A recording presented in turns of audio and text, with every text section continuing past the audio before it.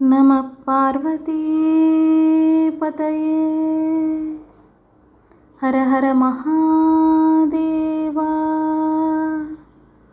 தெய்வத்தின் குரல் இரண்டாம் பாகம் 166ஆம் பகுதி புராணம்.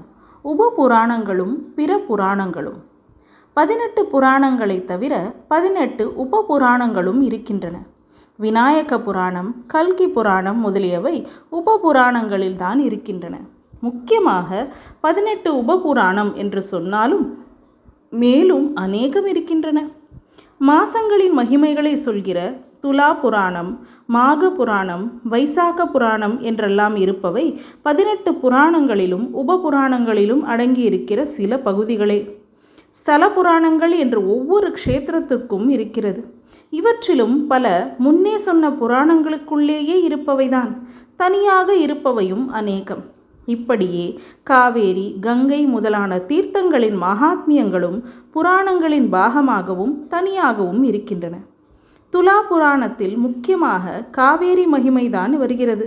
துலா மாசத்தில் காவேரி ஸ்நானம் விசேஷமானது. பகவானை பற்றிய புராணங்களை தவிர பக்தர்களை பற்றியே ஆன புராணங்களும் இருக்கின்றன. பெரிய புராணம் என்ற திருத்தொண்டர் புராணம் சிவனடியார்களான 63 நாயன்மார்களின் கதைகளை சொல்வது.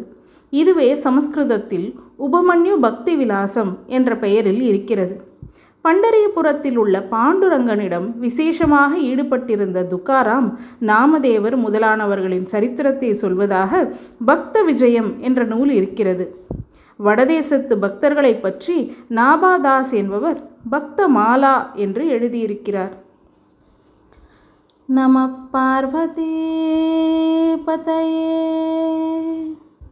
ஹர ஹர மகா